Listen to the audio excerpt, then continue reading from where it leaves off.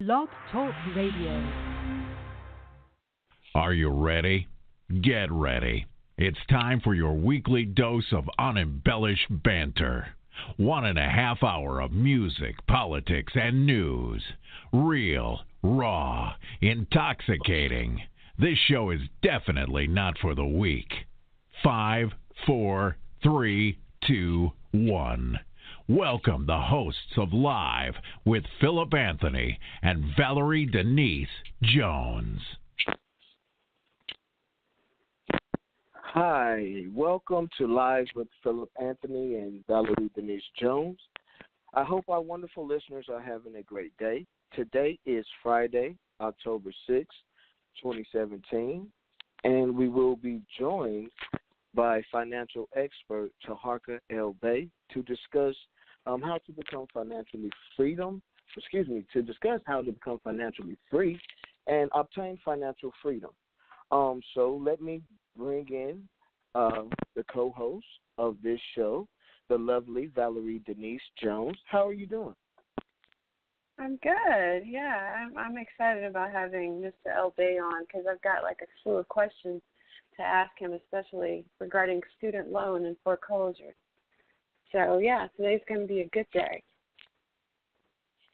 And I do second that motion. So, with that being said, listeners, please stay with us because I really feel like you will get a lot of pertinent information to begin your quest to become financially free. So, with that being said, we will go to a commercial break, and we will see you on the other side of the break. And when we come back, we will be live with Mr. Tarhaka L. Bay. We will be live with him speaking in the studio. So I will see you after these messages.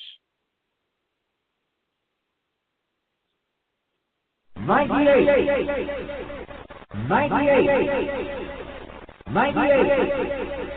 It's here now. New 98 Super Premium at the red, white, and blue Ingram sign. Power plus economy at your friendly Ingram oil dealers now. Here's a man that really appreciates that new Ingram power. Take a tip from me, Carlin Hill of the Chicago Bears. I'm a professional plastic saver, and the red, white, and blue Ingram disc is the best catch I ever made. You can get Ingram's new 98 Super Premium gasoline at your friendly Ingram dealers today. This is another forward step by Ingram, a company that is producing for the present and planning for the future. Remember, you get power plus economy when you fill your car with Ingram's new 98 Super Premium. Watch for the Ingram sign. Get more gold for your dough with Ingram's new 98 Super Premium at the white Ingram pump with the red top. Get Ingram 98 Platinum Treated Gasoline at these friendly Ingram dealers.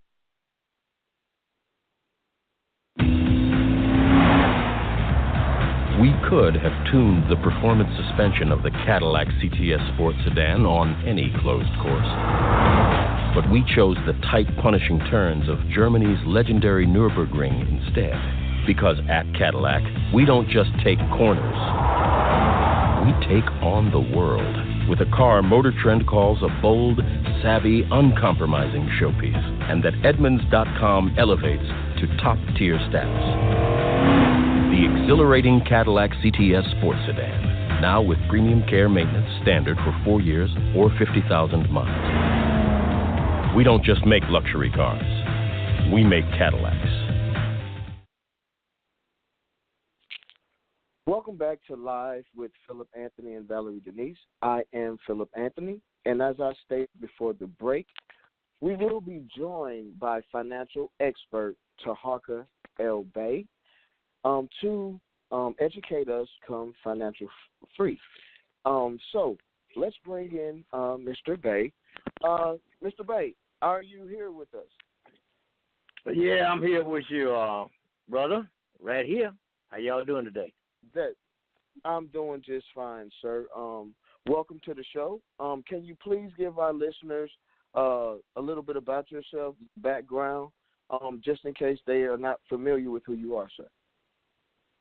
All right, I'm Tarhaka L. Bay. I'm located right here in Jacksonville, Florida, on the East Coast. I am a minister of education for the Moorish American government. I specialize in contract law and assisting people in being debt free. That's great. That's great. Some of our listeners may not be aware, but we are on your platform as well. So I do want to thank you for that, for allowing us to be a part of your platform. That really means a lot to myself and Valerie Denise. We do appreciate you. So let's get right into it. So if getting out of debt and staying out of debt were easy, of course everyone would do it. So with over $3.5 trillion in consumer debt that is outstanding, it is clearly not the case that we are financially free. So the first question I have for you, Mr. Elbey, is what do you feel is the reason for the debt that we face? Well, I personally feel like I can't blame the powers that be. They was forced to tell the truth by law that they did. However, there was no stipulations about how they went about doing it. So what they did was they put the truth about you being free up in the a conspicuous location inside your post office. Place it up on the wall, and we found a lot of places that it existed before it was removed. It was up higher than the people usually look up. The United States filed Chapter 11 bankruptcy in 1933, and they are currently still in that bankruptcy, which means they came back later on and they issued House Joint Resolution 192, and then they also created House Joint Resolution 192 fight and put it on paper because that was the law. They called for all Americans inside the United States to turn in their gold to help with the war effort, and Franklin Delano Roosevelt issued paper money that stated on it, pay to the bearer of this note $20 in gold at their discretion and on their request. However, when people began to exercise that by sending in a few of those dollars for a little bit of their gold back, they only receive another piece of paper. Now, once this happened, they made it against the law for you to use gold, which is real money at that time, and silver, for any transactions, private or public. And since that day, they've been printing what is commonly referred to as fiat currency, but the information on it has been changed. You can take a magnifying glass and look at it, and you won't see the word gold printed on it anywhere. The word money printed on it anywhere. The reason why it is able to remain afloat and being regarded as money is simply because the people believe it is. However, what we are supposed to be doing is we're supposed to be paying for everything by our signature based on the accounts that we have. You have a birth certificate, which is a trust. You have a Social Security trust. And the thing is that people simply don't know how they're supposed to live. The Internal Revenue Service is put in a position to simply balance the books. If I go to a store and they had a wash and dryer that they were selling for $998, in order to keep from giving this history lesson, I give them $998 in cash, and I'm going to need the supervisor to give me a receipt. I need him to sign it. I'll sign it and date it, and I'll make a copy of it, and I'll send a copy of that to the Internal Revenue Service to let them know that I put fiat in the public, and what their job is to do to balance the book and to put this company on notice of the fact that this fiat currency is in the public, and now they need to send that back to me. That's where it's supposed to go. Okay. And let me reiterate something that I heard you say. 1933, the United States filed bankruptcy. And to reiterate this is money, the dollar, what we consider the dollar bill right now, what we spend or recycle, is not actually real money, correct? That's correct. Okay. So a lot of people probably did not know that. Like myself, I was educated on that, is that I didn't know the reason why we're in this rut is because in 1933, this country filed bankruptcy. They made everyone turn in their gold, what I heard you say, and then just gave them a piece of paper, correct? Yes, sir. They issued $20 gold certificates. If you go back and do a history on it, you'll see the actual notes that was released that said pay to the bearer of this note $20 in gold. Yes. Wow. Okay. So me myself, let's take myself for instance. I don't mind putting my business out there. That's why I'm on the line with you now. My credit is not the best, card debt, and so I wanted to ask you a question. I have an offer right now to settle my credit card debt for less than half of what I owe. So my question to you, Mr. Elbay, will it help my credit to settle, or should I pay it? By me settling and paying that, should I even pay it or should I not pay it? Does it make a difference if I pay the settle amount or if I don't pay it at all? Well, first of all, if we know for a fact and that the information that I previously gave you a few minutes ago, if we know that and we keep that in our mind with every transaction we make, if they are claiming that you owe them a debt, that is called an offer. That's what it is. Okay. What we have to do is we got to turn it around. We got to stop looking at it. Oh man, these people calling for that money, man. I owe these people this, and they saying I owe this, that, and the other. But how could that be possible when the country is currently operating in a bankruptcy and there's no money? So what you have to do is one of three things. You either accept the offer, reject the offer, or do a counter offer. You understand? Okay, so, yes, sir. So with that being said, let me repeat this back to you. In my situation, when you do get those letters saying that we want to settle, you owe this amount of money, but we'll settle for half or less than half, and they offer you that settlement. So what I'm hearing you say is either it's my job to either accept the offer, reject the offer, or counter the offer, correct? Yes, that's correct. Okay, and so which one will do you recommend? Should I counter the offer? Well, according to what I'm hearing you say, with this country being under bankruptcy and they don't have no money no way, it's in my best interest to just reject the offer, correct? Well, no, that wouldn't be wise because there's some other things that we'll be discussing a little bit later. Why don't we go ahead and do a counter offer, which means we are going to accept your offer under the conditions that you provide us the correct answers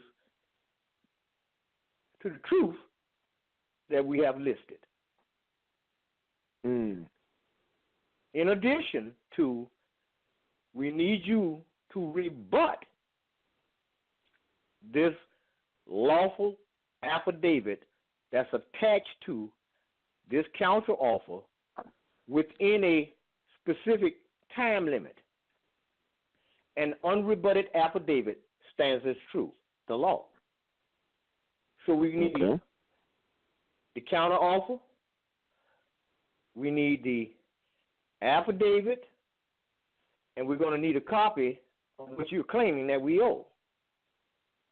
We're going to make copies of it, several copies, and we're going to send that to you, certified mail with return receipt, which there's nobody in your office that can say that you didn't get it because you signed for it. Correct. You see. So now what we are looking for is we are looking for you to prove beyond any shadow of a doubt that what I'm doing is unlawful, is wrong, is immoral, and is not true. And we need you to rebut point by point every request I made because I have accepted your offer. And I have entered into a contract with you on the counter offer. Okay. Yeah. Okay. Okay. Okay. It's cool. So when I make that counter offer should always be for significant a less value, right? A significant less value than what they want me to settle for. No. if they are claiming you owe them $10,000, you're bringing into question $10,000. If they are claiming you owe them $150,000, you're bringing into question $150,000. Okay. So by them saying I owe them, let's say I owe them $150,000, but they say, like I say, they offer the settlement saying that we'll let you pay $50,000. Okay. They'll let me pay $50,000. That's their settlement price. So when I counter offer, that's what and I want to make sure I understand this. When I counter offer, that counter offer should not be less than that $50,000. Nope, because what you're missing is the fact they are assuming that you owe a debt in the first place. Okay, which is an assumption. So what you're saying is they're assuming that I owe that $150,000 off the rip. Right. Okay. Very interesting because man, great information. So, Valerie, do you have any questions for Mr. Bay?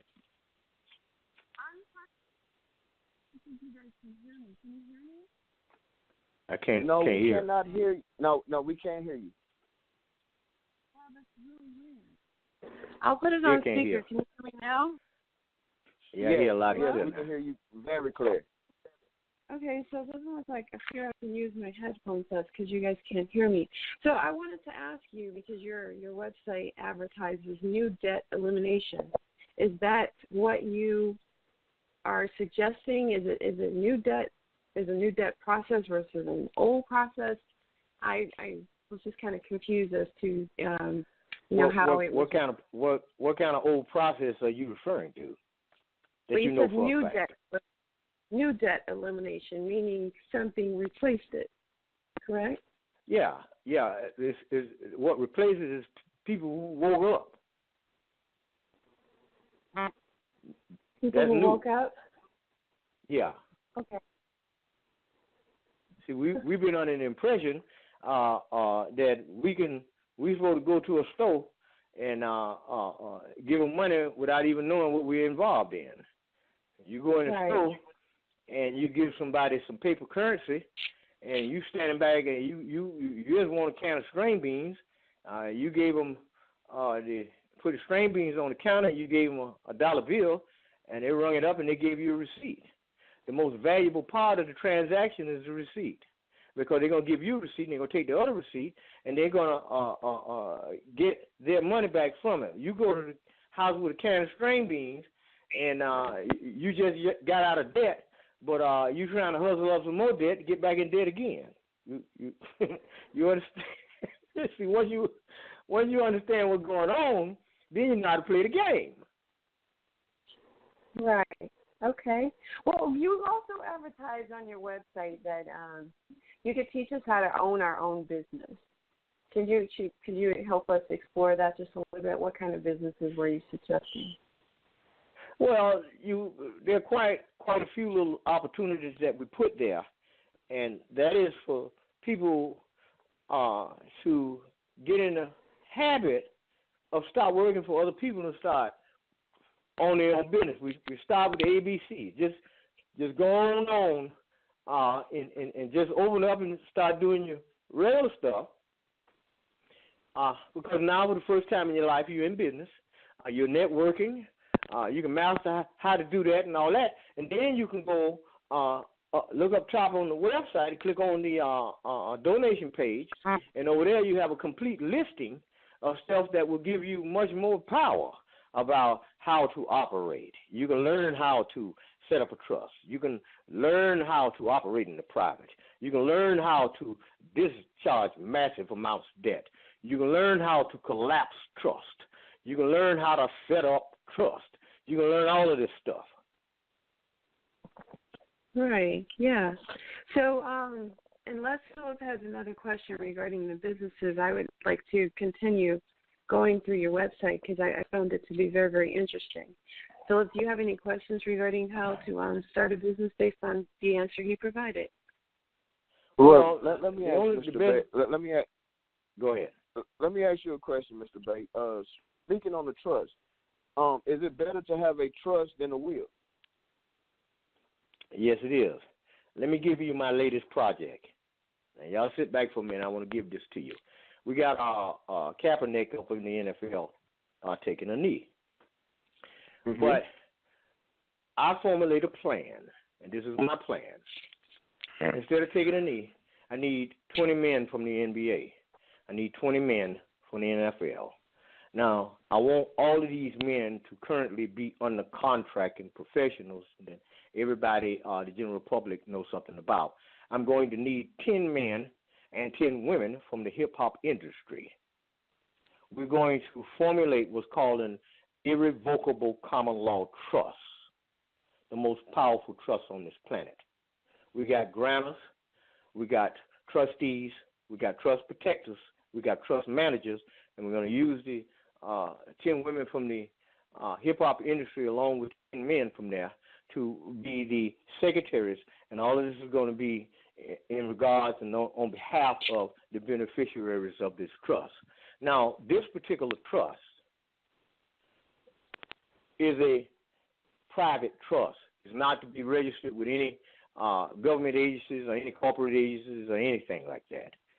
The primary objective of forming this particular trust is for people who look like me to create their own franchise, their own stadiums, and their own police precincts, and put this thing in their own communities and provide protection and revenue for an industry that they created for the first time. Well, not the first time in the history of this country, because we do have Elijah Muhammad that has done the same thing. But right now, while you got the money, you can do this, and this is the machine that you want to use and do this with. It's perfectly legal. Everybody going to hit the fan, but with these kind of people and ex-players and finance and stuff, they can back you up and do what they got to do to make sure this thing materializes in real life. That's what I'm talking about. That sounds great. That sounds great. Good. So that's the plan. I want to keep going because I was very interested in the portion of your webpage that talked about nationality. It says proclaim your nationality, learn brand new skills as it relates to freedom of right to travel without a driver's license or registration. I just kind of wanted to explore that for a quick sec, because I do travel a lot, and I wanted to know what you meant, and then we'll spill over into teaching our kids culture based on that answer. Okay, you're talking about two different things. You're talking about nationality, and you're talking about contract law again. So I'll take them one at a time. Okay. You said nationality. Let us use a little common sense for a minute. Everybody on the planet has a nationality. Mm-hmm. And that nationality just happens to be associated with a landmass. You got Chinese people, they're associated with a land called China. You got Japanese people, they're associated with a land called Japanese. You got the Afghanis, that's associated with a land called Afghanistan. You got Cubans that's associated with Cuba. You got Mexicans associated with Mexico. You got Puerto Ricans associated with Puerto Rico.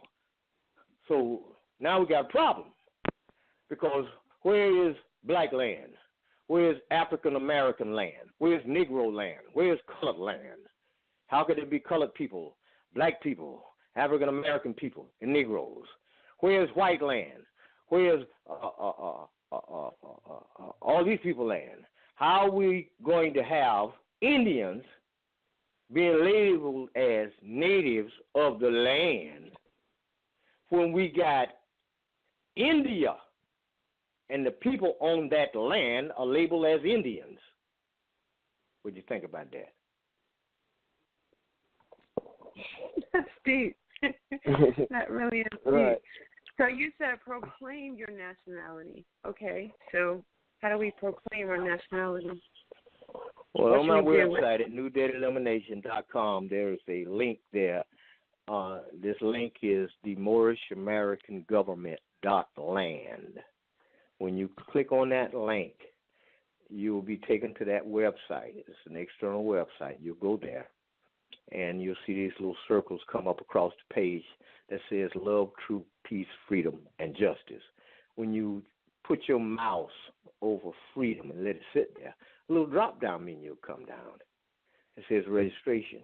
You click on that, and you go to the registration form, and this is an opportunity for you to add your title, your real name, that's associated with your own culture for the first time. So before you go there, make sure you got something to put there. You can add your children, and at the bottom of that page is a conference call number, the time that it happens, and the access code, and you can dial in there and find out where there are other people in your location that you can associate with that are Moors just like you. Now, in order for us to fully understand this, we're going to have to do some research. When I say Moor, what's that? If I say Egyptian, what's that? How do I know for a fact that's what I am, and where's my land? Well, all that's been covered up for you. Your land stretches from the north and southwestern shores of Africa, the entire Atlantic Ocean, North, Central, and South America, and all adjoining islands. That's your land. That's on contract, and it's located right there in Geneva, Switzerland. Does that help you out a little bit? That does. Yeah, it definitely does. Philip, do you have anything? Because I just want to ask him a question on this. I did click on the link while you were talking, and I'm here on the website now. And as I scroll down, I'm looking at acts, and I see articles. Now, are these acts and articles of the United States or of the Moorish teachings? That belongs to your government. If you're gonna register an identity, you register that with your identity. That puts it into private. That coincides with your nationality. The only thing that you need from there is to know everything you could possibly know about your own self. Okay. And so basically, by me reading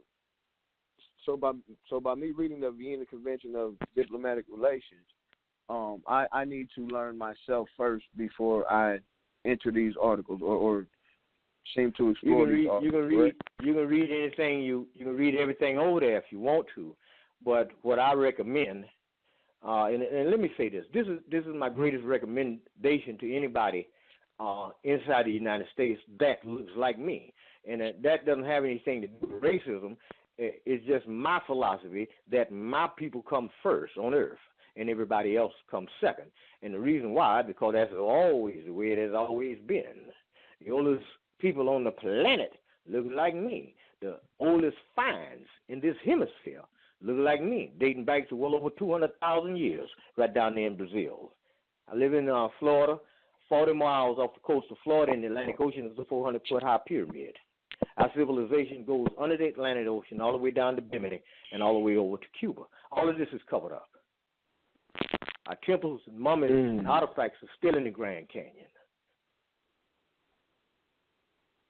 The mounds in Louisiana has already been dated by the United Nations as the oldest civilization on the planet, predating the royal families of Egypt. So Mr. Tarhaka, I look like you. I am of your people.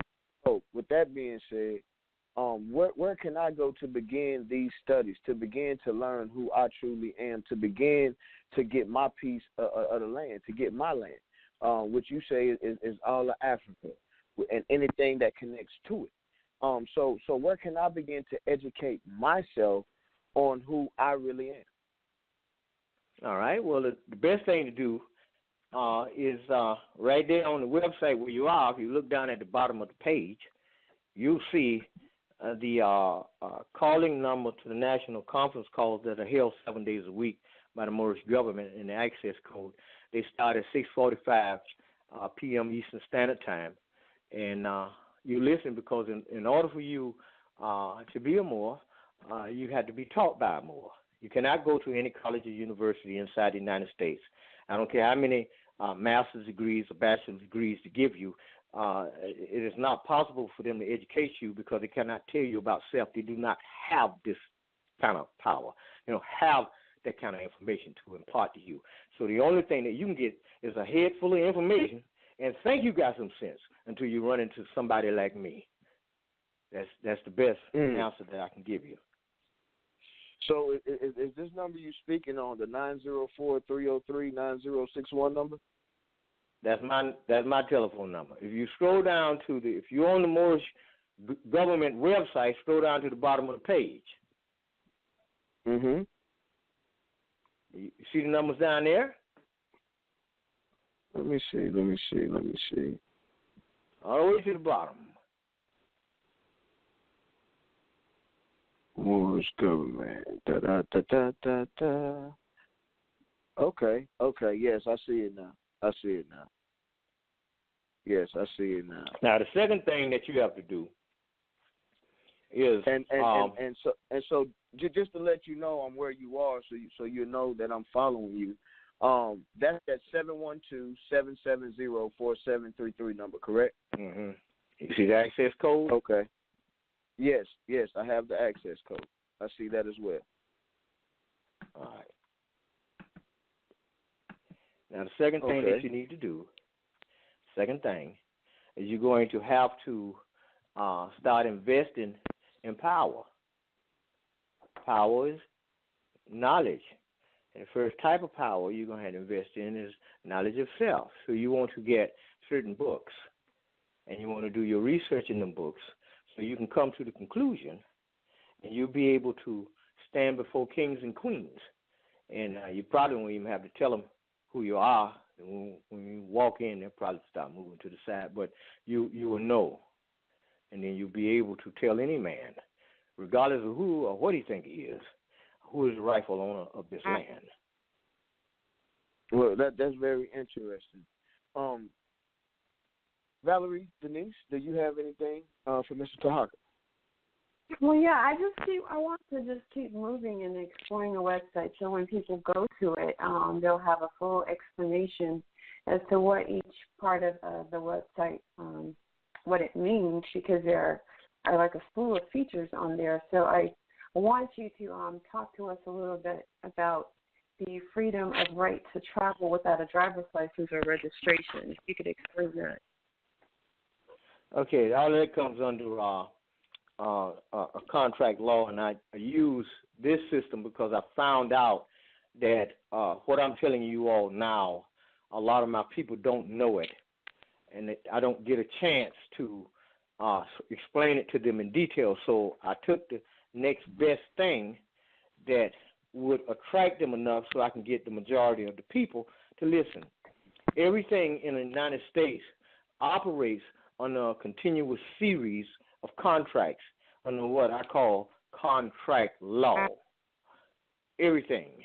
You go back in the grocery store, you go get the string beans, you put it on the counter, you give them a piece of paper, and they do the transaction through the computer. They give you a receipt, and you just entered and exited a contract. You cannot do anything in the United States without a contract.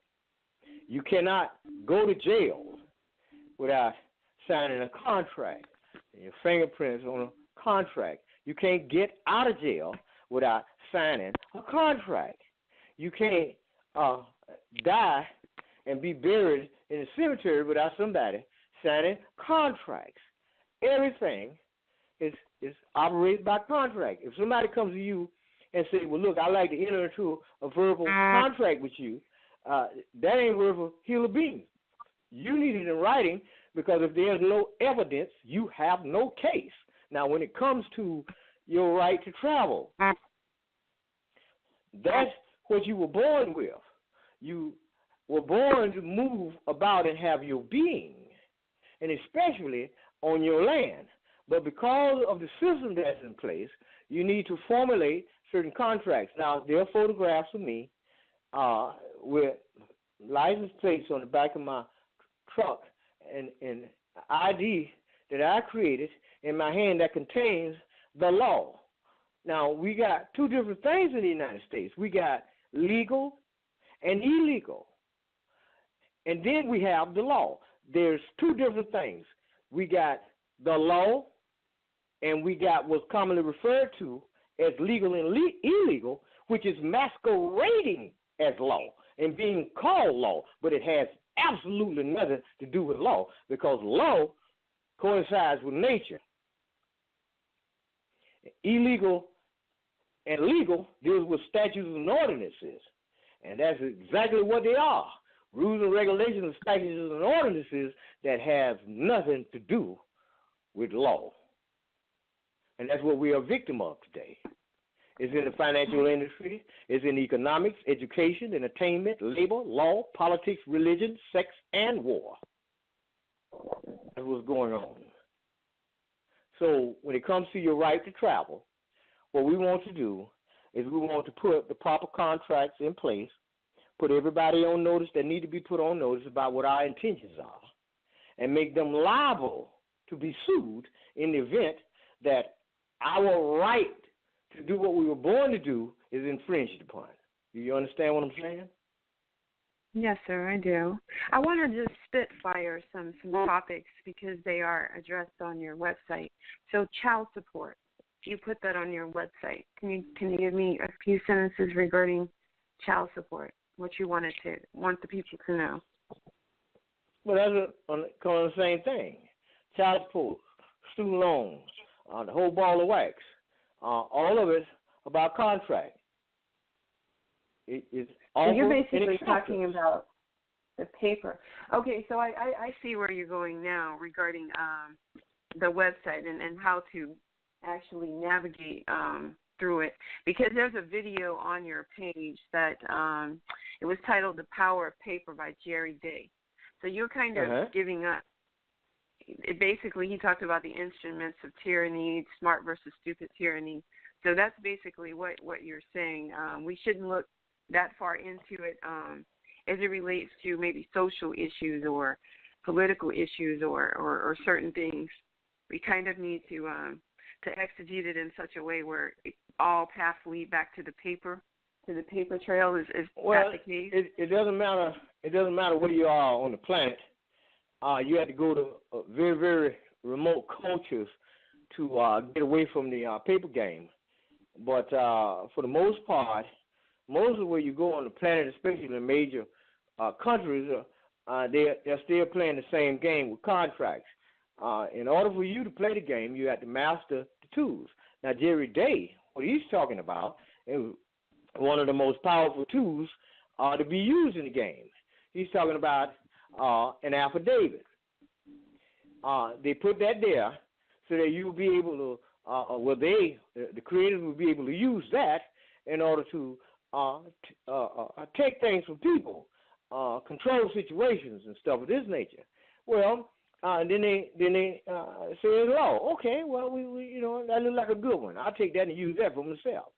So you want to be able to formulate that and use it when you need to use that. That's just the tool. See, this game that we're talking about is huge, and these are small tools that you use to set yourself free. So I have one more question, Philip, and then if you don't mind, I think Daryl from Team DLW Unity Movement is also on the phone. So if you want to bring him in after this question. So can I also ask you, and I hope that I'm understanding this. I don't mean to keep seeming to appear like I am questioning what you're saying. I just wanted to make sure I get a good understanding. Because when I was on your page, I found several topics that I really, really, truly wanted to talk to you about because I wanted to explore them, the first being like student loans. So when you talk about student loans, you're talking about the paper trail. You're not necessarily telling me how to lower student loans as it relates to the interest rates, or how I can get free education or make college affordable. Wait, why are you laughing? Let's go at this way. Okay, we're gonna say that you want to go back to school. Okay. You don't know that it's impossible for you to get an education inside the United States. You don't know that. So you're going to go back to school, and you see this advertisement for a student loan. We're offering you a student loan. You go ahead and sign up for it. And they say, well, congratulations, your application, the word application now, because we're going to have to find the words, has been accepted, and your student loan has been granted. So you go there, you haven't been, you don't give them no money. You go in there and you go through the classes and stuff, and then all of a sudden, right before you get out of school, there's a check. A letter coming to your house with an invoice in it for $1,500, and then they're telling you, it's going to drop down to $700 a month.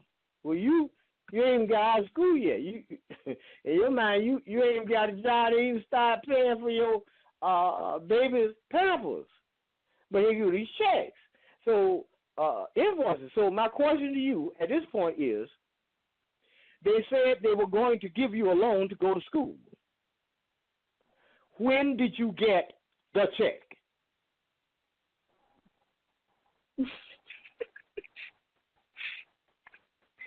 Come on, you're mighty quiet over there. When did they send you the check? Quiet. You said when do I cash the check? Is that what you said?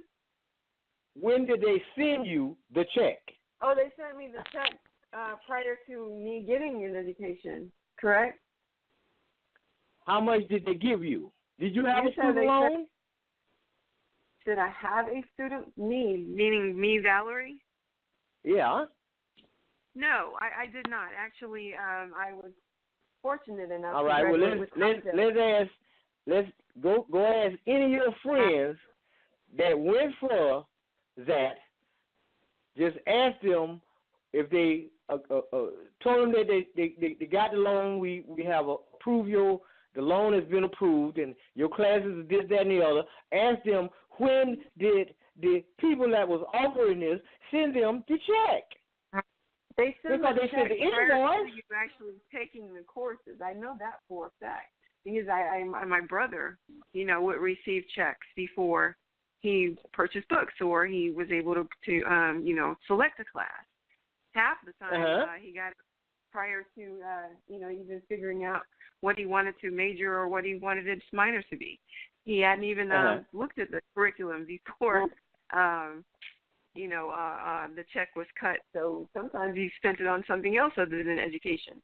So if that's what you're asking. See, my whole point of asking the questions is not so much for it to benefit me because I know what behooves me, right? But because I didn't do it a traditional way. But I wanted to, for those, people who are listening, if you had certain ways, again, like President Obama, former President Obama, or Donald Trump did when they were on their political trail, and they were talking about, the benefits and student loans versus like a private lender, interest rates and things such as that. I thought maybe you could help us explore that so that we could educate the listeners so they would know what to do and what not to do. The reason I put that way, the way I said it, is because we have hundreds of thousands of people across the United States that were told that they got the loan to go to school, and they were told to go to school. They went to school, and then out of the clear blue sky, here come an invoice. So my question is, well, when did you get a check? Well, I never received a check. Okay, you have private institutions that's saying that we're going to cut you a check. Okay, and we need you to pay this back. So at this point, are you asking me to give you something that belongs to the Federal Reserve Bank property belonging to somebody else, or are you asking me to give you money? Which one? See, if you understand that there is no money, and everything that's inside America that exists, it is us who paid for it. We are not responsible for the deficit. The people who created the system, they're the ones that's responsible for the deficit. Everything exists because we do. So, if they're taxing you're accepting them to do that. Long story short, your website basically suggests would these be Moorish traditions versus no? That's just contract law. That's just law. contract Okay. law. No. Gotcha. Now, when you start dealing with this stuff from a Moorish position, that's a whole different ball game. Okay. Daryl or Phillip, you guys? Right. We have a guest. Daryl, are you with us? Yes, I am. Good afternoon. How's everybody? Good. We're doing joining us good. today is Mr. Tarhaka L. Day. He's a financial expert. Do you have a question? Yes, I do.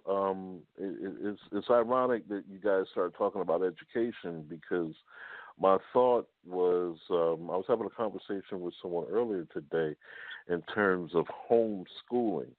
And as African Americans, black folks in America,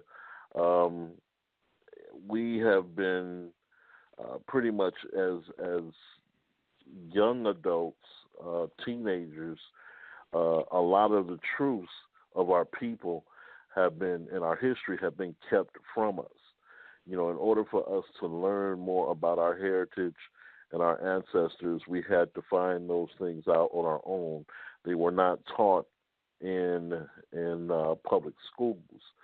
So my thought is, what does your guest think about homeschooling in terms of teaching our younger generation, our children, about their heritage and their ancestors at a young age through homeschooling, since they're not getting it through some charter schools and public schools?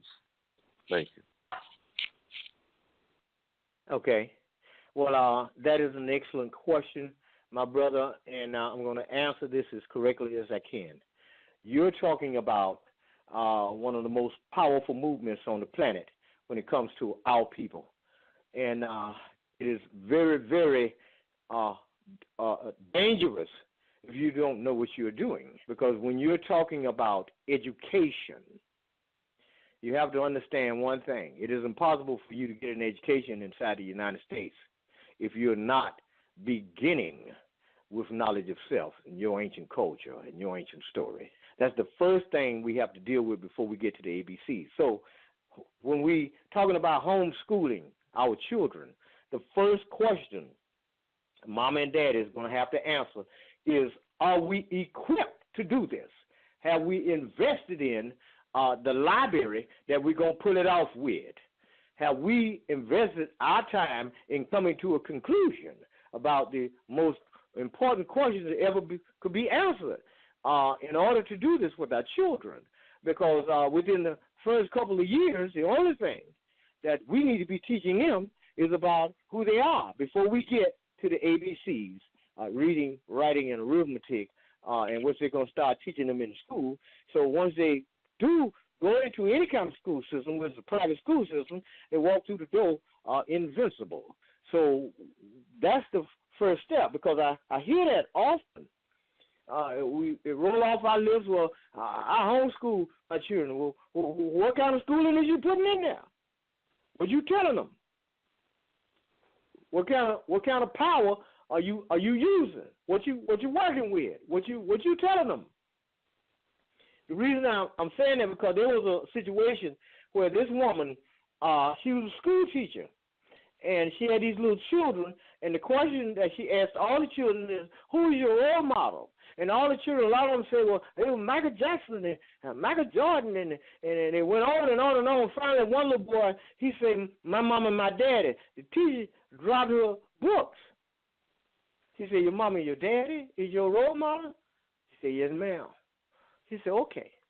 And after school, she went down to the principal office to find out where that boy lived at and where his phone number at, because I need to call his mom and daddy. And she said she couldn't sleep at night. And she said she tried not to call him, but she had no choice.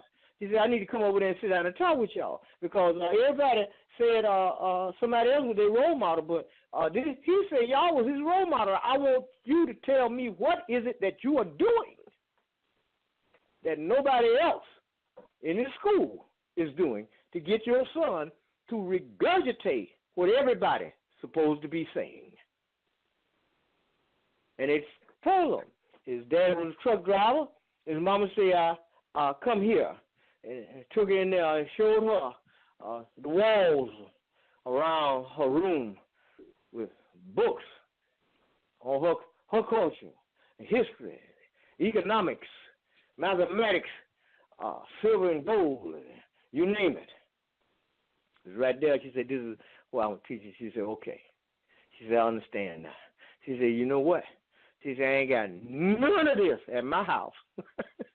And they don't teach none of this where I work at. She said, well, all right, maybe you need to start doing some changes. But that's my answer to your question, brother. Hey, so I wanna ask you, Mr. Bay, while we're on the topic of education, being that you have stated that so many of our people are not woke, they still, I guess, in the unconscious state.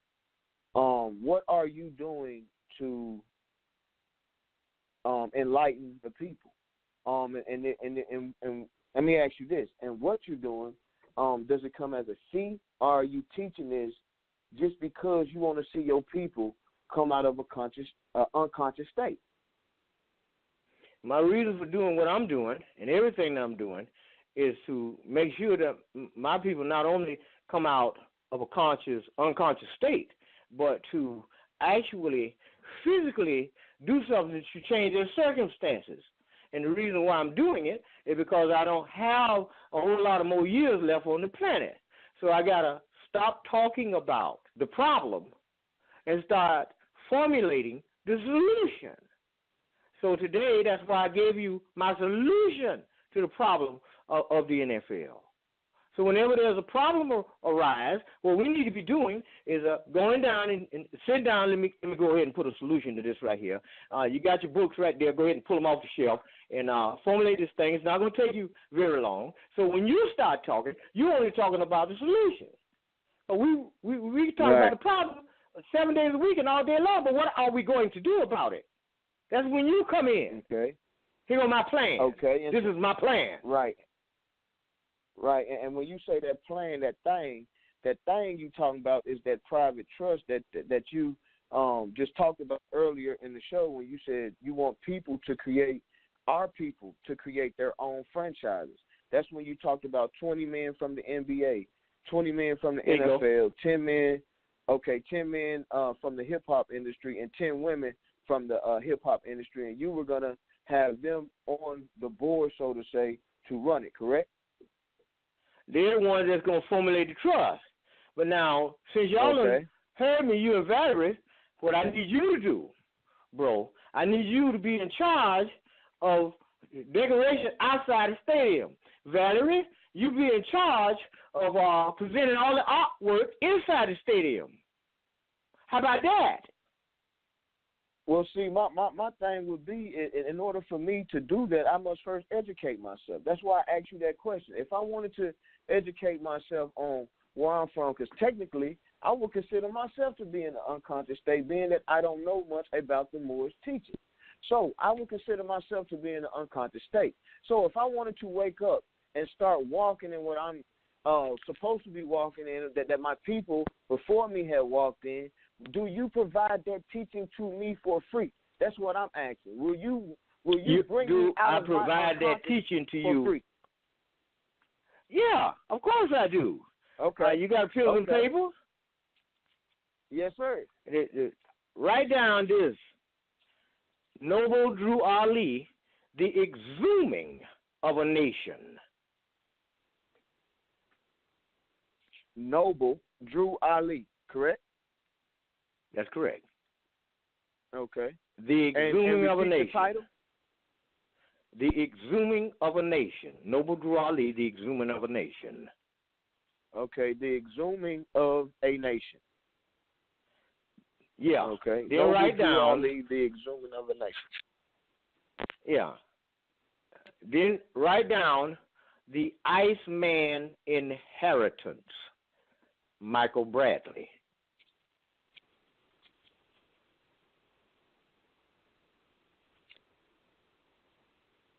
Okay. Now, then write books, down. Correct? That's correct. Okay. Write down the Moors in Spain, Stanley Lane Poole. The Moors in Spain.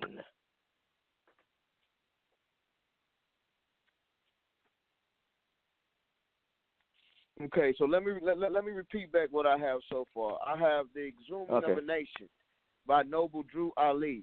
I have The Iceman Inheritance by Michael Bradley, and then I have The Moors in Spain by Stanley L. Poole. Right. Now, let's get When Rocks Cry Out, Horace Butler.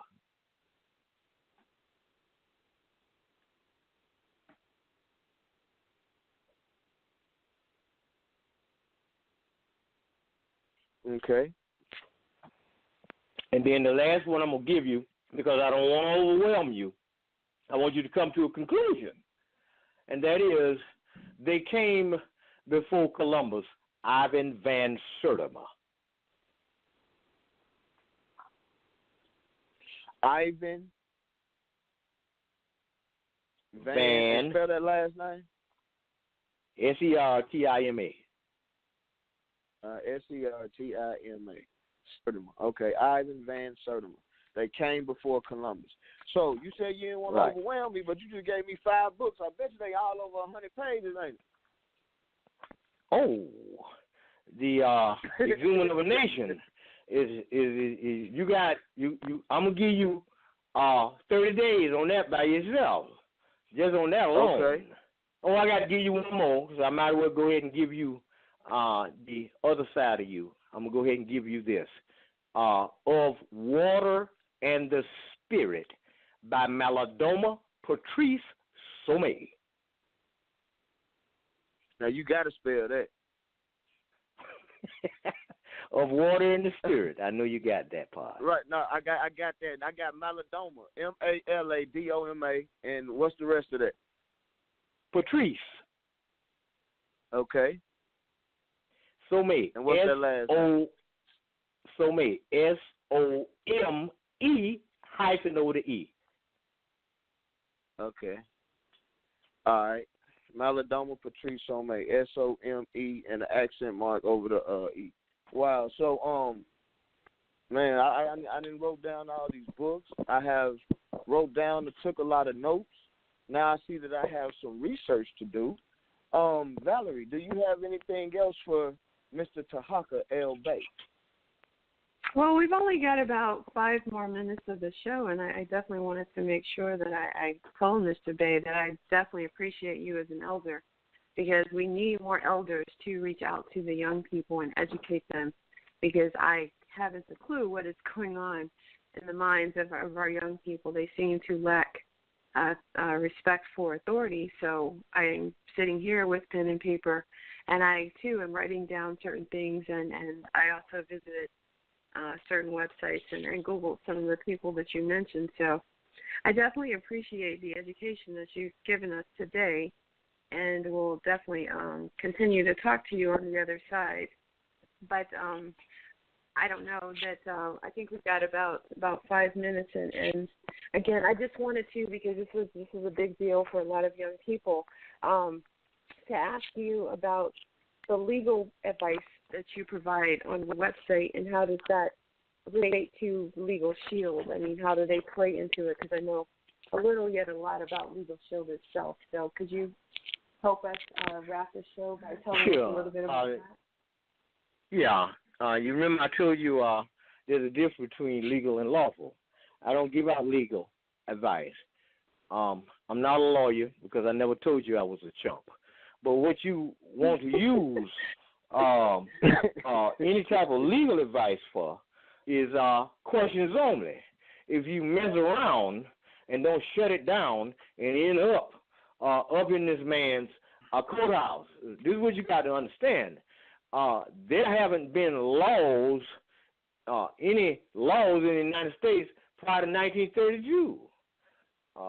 There ain't, legal and illegal, it doesn't have anything to do with law. What you're dealing with, commerce. That's it. If I'm arrested, and when they, I go to jail, or you got to go before the judge. Well, the judge said, well, you did this and you did this, and we're gonna find you such and such. And we need to know, how do you plead? Well, Judge, I'm not here to enter in a plea because I'm not a part of your society. I need to know what the contract is so I can settle a tax matter, because this has everything to do with commerce. You're an administrative employee. You ain't no judge. We're in an administrative office. A lot of people might have it confused, but I'm not one of them. So what I need you to do is give me the documents so I can go ahead and settle the tax matter and go on about my business. It's important for you to know who you are and to understand the system that's surrounding you. And the only way you're going to do it is you're going to have to do the research. You can go to seminars all you want. You can dial into blog talks all you want. And until you start dealing with reading, writing, and arithmetic, you ain't going to be able to pull it off. Legal Shield is there for people who think they need a lawyer.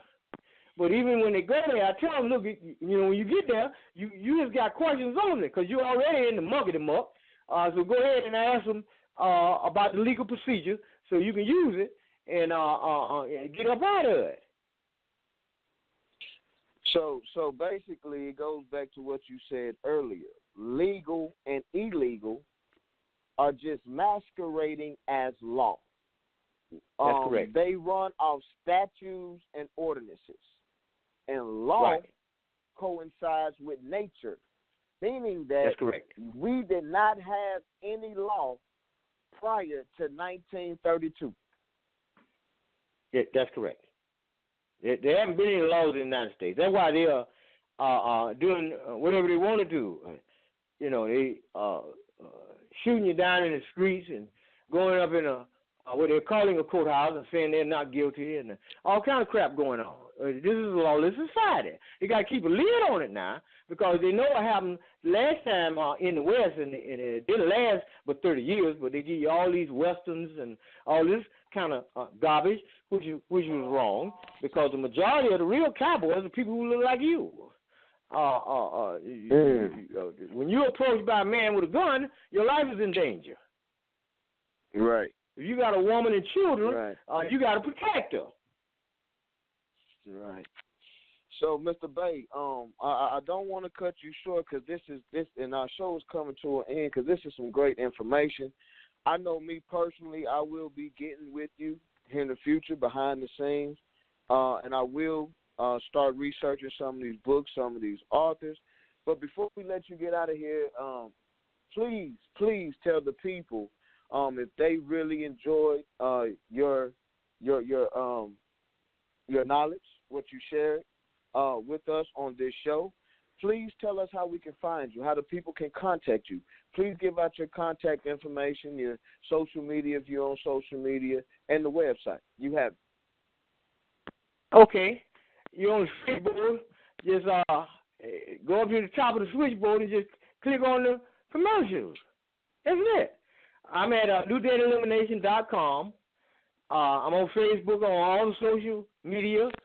I'm on other people's network. I host my own show periodically, and all you got to do To get the skinny on me, just type in Tarhaka into Google and just go through everything you see. Everything is there. That's it. Okay. Well, Mr. Bay, I do appreciate you being here. I do appreciate you sharing all this knowledge with us. For all those, if you wanted to go to the website yourself, that website for Mr. Tarhaka L. Bay is new, N-E-W, debt, D-E-B-T, elimination, ELIMINATION.com. That's newdebtelimination.com. He does have a lot of links on there, a lot of informative links, and he does have a lot of videos. Once again, Mr. Bay, I thank you for joining us today. I do thank you for this platform. Before you get out of here, Valerie, do you have anything for Mr. Bay? No, again, I think you guys have wrapped everything up. But Mr. Bay, God, it was a blessing, and I appreciate you. And I'm thankful that you agreed to stop by, and also that you allow us to do what we do on your platform. So thank you so much. And like I said, I will see you on the other side because I have a ton of questions. Thank you to Daryl, who was on hold and who listened to the show.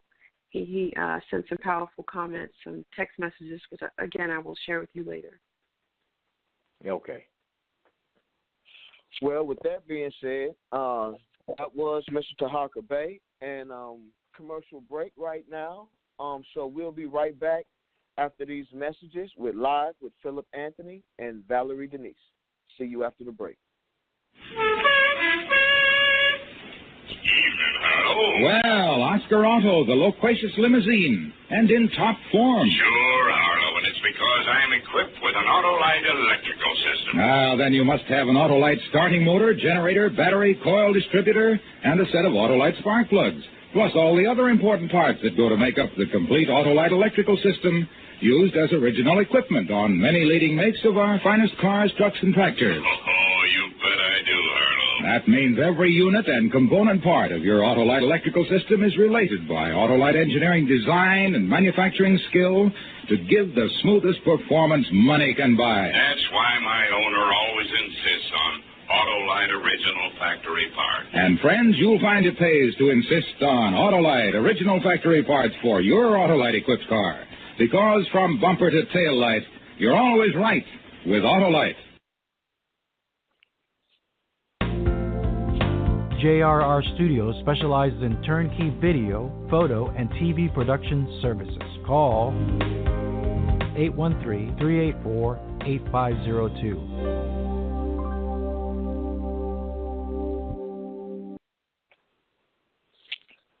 Welcome back to Live with Philip Anthony and Valerie Denise. We were joined by Mr. Tarhaka Bay earlier in the show, and he shared a lot of information with us. So I want to ask my co-host now, Ms. Valerie Denise Jones, hey, what did you feel about that show? Well, as I mentioned, I really appreciate hearing from my elders because it's important. I don't know what we would do without them, and I wish more of them would speak up and talk to the young adults versus fear them. I totally understand, their position regarding, the direction young people are going today. But, yeah, I mean, just listening to him share what he shared and just all the knowledge he had regarding certain things. I must admit, I came into the interview thinking I was going to get something else because I had all these questions about foreclosure and gentrification and, student loans and all this other stuff. And then he took it a whole nother direction, but he definitely didn't leave a stone unturned, which I appreciate that. And I forgot to ask him, was he ever a preacher? Because it was like, there were some moments where it was like, I wanted to say amen or, something like I used to do when I was, in church. Because, yeah, he was definitely schooling us and putting us in our place. But we needed that. I needed that jolt, of energy. And I'm definitely going to share a lot of the information with a lot of people that I know. You had some good questions, too, which is really good. I like how you engaged him and was able to get a lot of information out of him regarding the website. So that was fun. Well, one of the most powerful statements I wanted to revisit that he said is, in order for us to really know who we are, we must first start investing in power. And so he gave the first step. He gave the first step to invest in power, and that's having knowledge of self, so you'll be able to stand before kings and queens. And I like the analogy he used. He said, and they'll know because when you come, they'll know you're a king or a queen because when you come, they'll start parting like the Red Sea. You know what I mean? So that's power. That's power. For you to walk in a room and people just look at you and see you about your business and just start moving out your way. So that was very powerful to me, which really made me start asking him, how do we become more knowledgeable? How do we wake up? How do we get up out the unconscious state? And so I want to reiterate on the books and titles that he gave. He gave The Exhuming of a Nation by Noble Drew Ali. He also gave The Iceman Inheritance by Michael Bradley. He gave The Moors in Spain by Stanley L. Poole. When Locks Cry Out by Horace Butler. They Came Before Columbus by Ivan Van, I think that's Sertuma.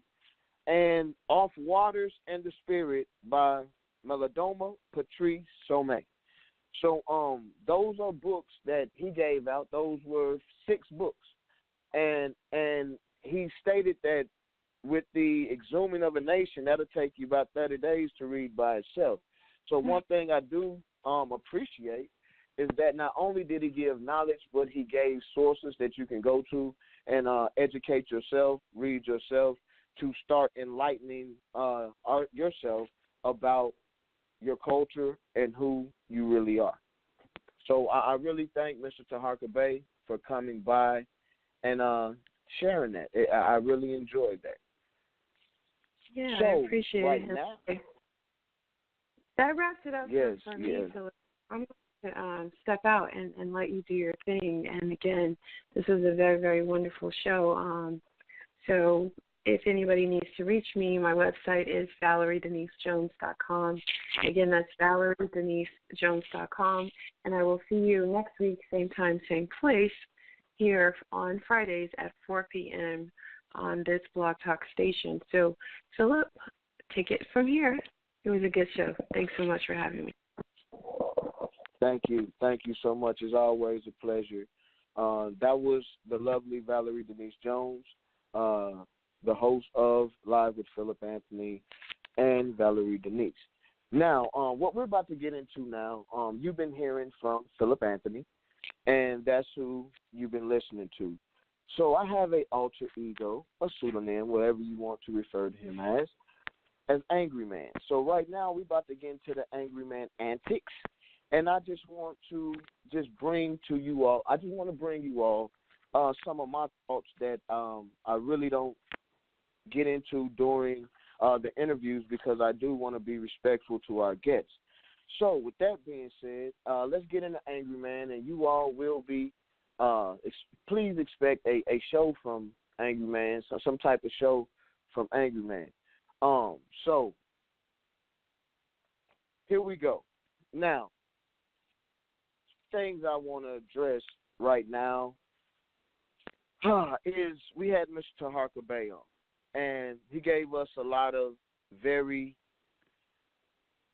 enlightening things. He shared knowledge with us. And so according to the teaching I got, we are living a lie. And it's a damn shame that we live in this country not knowing who we are. And it really pisses me off because as I listen to Mr. Tarhaka talk, it made me realize how far behind my black ass is. So let me hit on some key topics. It's a lot of shit that go on in this country that hurts us as people of color. I wouldn't just say black people because Latinos go through it. Any people of color. This system was designed to set us back, and Mr. Tarhaka touched on that. Let's talk about this jail system. Let's talk about how this jail system is. It started with Richard Nixon. Richard Nixon passed laws to do a sweep of people of color. And it started locking us up by the time when we started filling up these prisons. We didn't know no better. According to Mr. Tarhaka, what he said today is it's all about commerce. It's all about a piece of fucking paper. It's a fucking contract. You sign a goddamn contract to turn yourself into jail, and you got to sign the contract to be free. And that's a damn shame that we are in such an ignorant state that we allow these things to happen. Now, my co-host, Valerie Denise Jones, she stated that she appreciates the elders. At this moment in my life, I appreciate them too because now I have something to look forward to. Instead of focusing on all the goddamn garbage, all the lies that they put on the news, that they want you to see all this bullshit that they put on there about our people, the news is full of shit about our people, about what we do. They paint us pictures as we the most criminalistic motherfuckers walking the face of the earth, and I feel like that's bullshit. So now I have something to look forward to. I have some homework to do, especially with the books. And I'm going to repeat these books again because people need to hear this. So let me go down these books again. The Exhuming of a Nation by Noble Drew Ali. The Iceman Inheritance by Michael Bradley. The Moors in Spain by Stanley L. Poole. When Locks Cry Out, Horace Butler. They Came Before Columbus, Ivan Van Sertima. And if I screwed that name up, forgive me. I think it's Sertima or Sertima, whatever it is. And Of Water and the Spirit. Of Water and the Spirit, Melodoma Patrice Somé. So these are things that I'm looking forward to.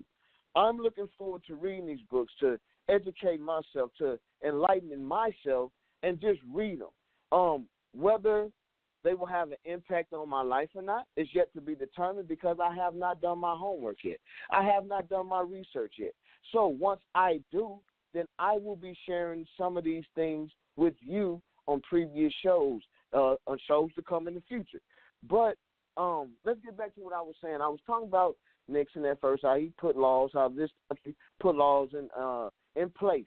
And I won't even say laws because laws, according to Mr. Tarhaka, and it's beautiful because I get to look this stuff up and research. Laws coincide with nature.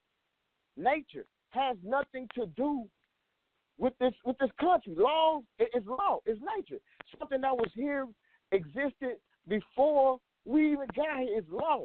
It coincides with nature.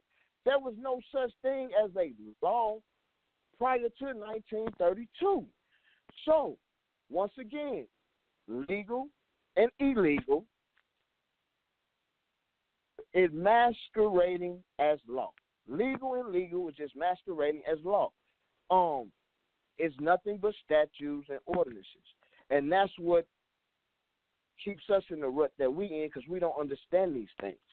Now, you had Ronald Reagan who came, and he then came with this war on drugs, which to me was just another phrase, a covert phrase for war on black people or war on colored people, people of color, because the Latino community and the black community was swept in droves and locked up to the prison population tripled. And that's bullshit, people. That is bullshit.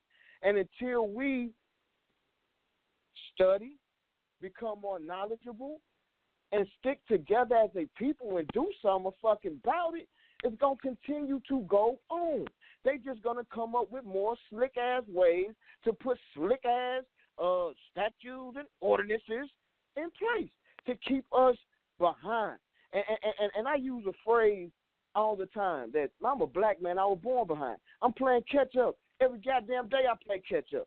But now I see that I need to start educating myself more in order to catch the fuck up. Really. So, with that being said, here come Bill Clinton.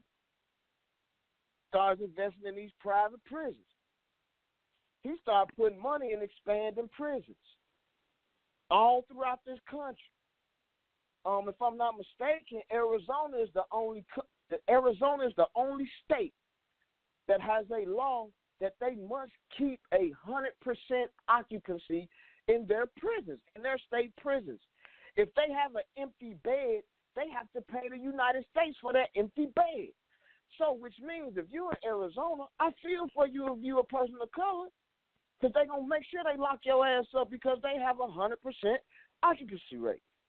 So with these things going on, I feel that it's very pertinent that we as people of color educate ourselves. Start researching. If you don't know where to begin, find a Tarhaka L. Bay. Go find you one. There's another one out there like him. He's an elder. Find you somebody who has more knowledge than you and get up under them and receive some teaching. Let them point you in the right direction. I appreciate this show today. I really did. Like I said, I'm going to be doing my research because at this moment, I feel like I'm in an unconscious state because I need to elevate my way of thinking. I need to gain more knowledge so I can start finding the truth, so I can compare notes, what I've been taught in school, which is just, I believe they teach you just how to work for a motherfucker, teach you how to just get out of school and be a goddamn worker, an employee, entrepreneur. So I challenge everyone to really go seek some knowledge, about who you are as a person, because I'm going to do it. You can reach out to me at www.philotthegreat.com. The website is under construction, but you can leave your email address, and I will hit you back as we are expanding. Or you can reach out to me on all social media sites, any social media sites, as Philo, P-H like phone, ELOTHEGREAT. That's Philo the Great. So, once again, I'm going to give you these book titles just in case you just joined us. You are listening to Angry Man Antics on the live with Philip Anthony and Valerie Denise. So, let me run these books down to you again, and then we're going to get into a song by Philo the Great. The books are The Exhuming of a Nation by Noble Drew Ali, The Iceman Inheritance by Michael Bradley, The Moors in Spain by Stanley L. Poole, When Locks Cry Out by Horace Butler, They Came Before Columbus by Ivan Van Sertima. Forgive me for torturing that last name. And Of Water and the Spirit by Melodoma Patrice Sommet. So I challenge you to go out, purchase these books, rent these books, whatever you have to do, but I'm going to do it. So with that being said, we're going to get into a song by Philo the Great. This song is entitled Positions of Authority. I think it really fits the topic and where we went today on the show. And once again, I do thank Mr. Tarhaka L. Bay for his knowledge. I thank all the listeners who have joined us on today and made this show such a great show. So with that being said, once again, I am Angry Man, Philip Anthony, and I can be found on www.philo, that's P-H like phone, ELOTHEGREAT.com. That is the website. Please go there. Leave your email there so I can reach out to you. And also I can be found on all social media sites as the same, Philo the Great. PH like phone, ELOTHEGREAT. So with no further delay, here it is, Positions of Authority by Philo the Great.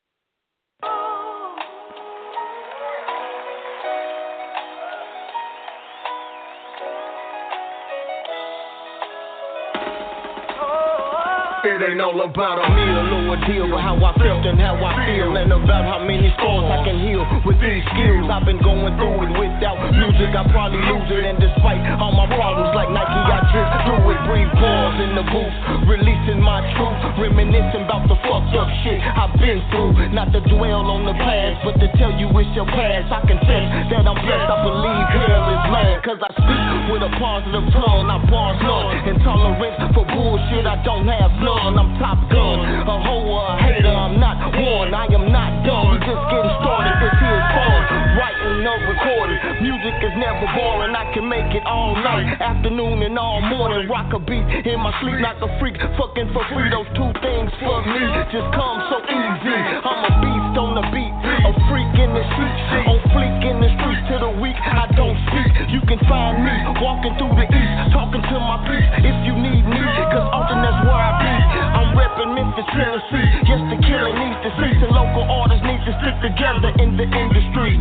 Cause believe it or not, we all we got. So sick and tired of hearing about another brother being shot by another black man. My brothers, it's time to stop. We already being hunted by the trigger happy cops. How the hood gon' get better if the guns don't get dropped? How the boys gon' be men when the block murdering pops? I done seen this shit a lot. Somebody gets hot, pull a Glock, aim and cock and start shooting up the spot. But the win is an innocent victim that gets shot. That's when the people wanna march like candles and boycott. Position of authority, although you've been ignoring me, I know I be lyrically shitting on the majority. I promise me, I'll be a memory until the industry don't speak of me. After God sees fit to finish me. Position of authority, although you've been ignoring me, I know I be lyrically shitting on the majority. I promise me, I'll be a memory until the industry don't speak of me. After God sees fit to finish me.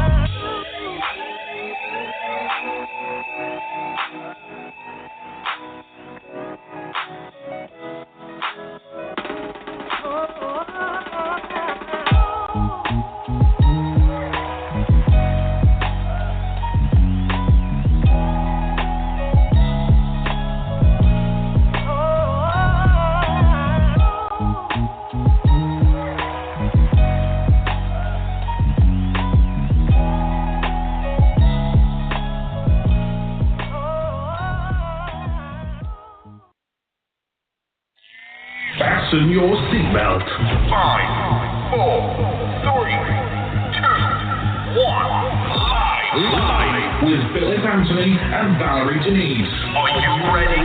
Get ready for your weekly dose of unembellished banter. Real, raw, intoxicating, never boring. 2 full hours of sports, music, politics, and news. Oh yeah, this show is not for the weak. The weak minded, full of faint of heart. Join us every Friday at 4 p.m. Eastern Standard Time. Visit 4eradio.com for more details.